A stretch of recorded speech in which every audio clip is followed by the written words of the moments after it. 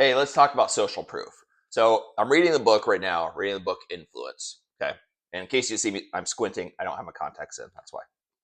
Um, but this is one of the most fascinating books when it comes to influence. In fact, by far, the best book I've read when it comes to influence. And so right now we're talking, I'm going over the chapter of social proof. And this book is cool because it lays out a bunch of different cases to prove its point. And when it's talking about social proof, it gives several different cases of, for example, there was a murder in New York. I don't remember the date, but there was a murder in New York, and it was a guy violently murdered a lady, and there were 30 something bystanders that saw it, that watched from their doors, from their windows, and it ended up making um, headlines. And so they wanted to do some research to find out why did nobody not move forward, right? Like how did so many people see this and then do nothing about it?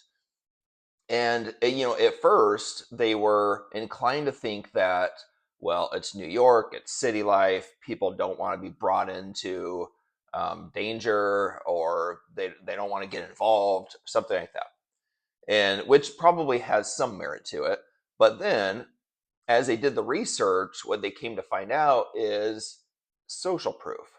Okay, so what they found was, as people peering out their windows, looking at their doors, hearing the screams, that type of thing, they didn't see other people taking action to call to intervene.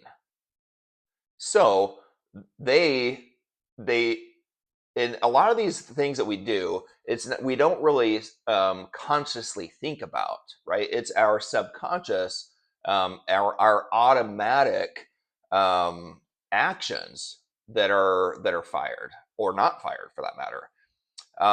And so people automatically didn't do anything because they saw other people not doing anything.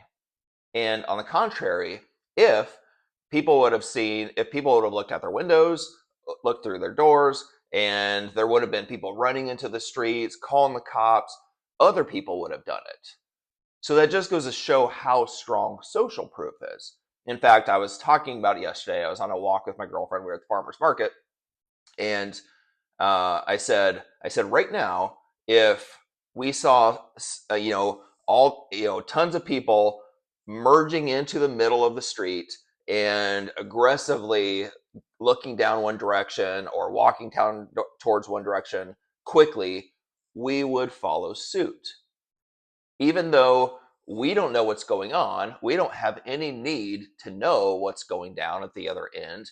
But if we saw everybody else doing it, we would follow suit, right? Because it's so mentally ingrained in how we act.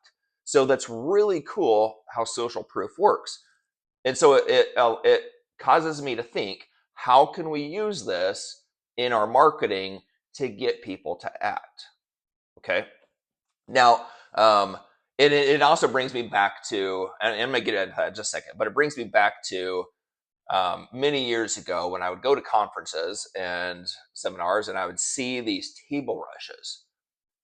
And the reason there was a table rush is because of social proof. Certainly, urgency and a good offer and all that kind of stuff was present too. But it was largely because of social proof. So, as people sitting in their seats saw other people getting up to rush to the back of the room, it caused the people in their seats to also get up and rush to the back of the room because they saw other people doing something that they saw as worthwhile, normal, something that they should do too. So, again, I didn't know what was happening at the time. I just saw, wow, that's just amazing to see the table rush, see so many people rushing back the room. What causes that? And social proof has a lot to do with it. So think of it in your marketing, in your presentations. So I'm thinking about a webinar, for example. If I'm doing a webinar, I want to figure out this is even pre-webinar, right? Like the registration page, the ads, something like that.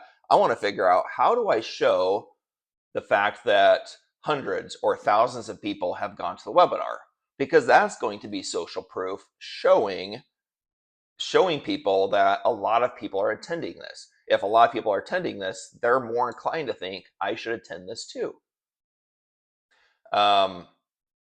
In the end of the webinar, if I'm at the end of the webinar, I should be showing or announcing or something all the people that are signing up.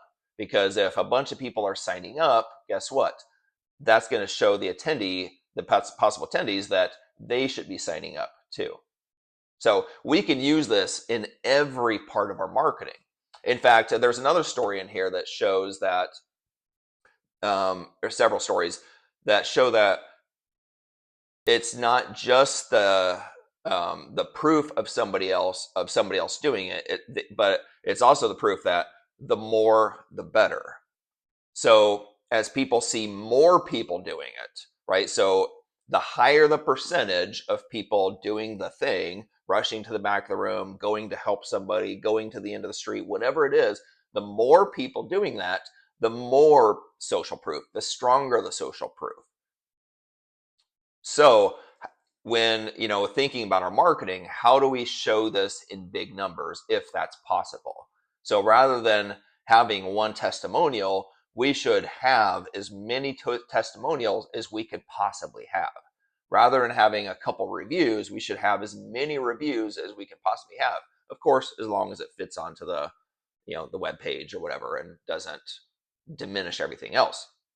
But social proof is going to be very possibly one of the strongest motivators our clients can have, and it's one of our strongest motivators. So anyway, more on this later, but I wanted to this chapter I'm on, it's fantastic, so I wanted to give you some input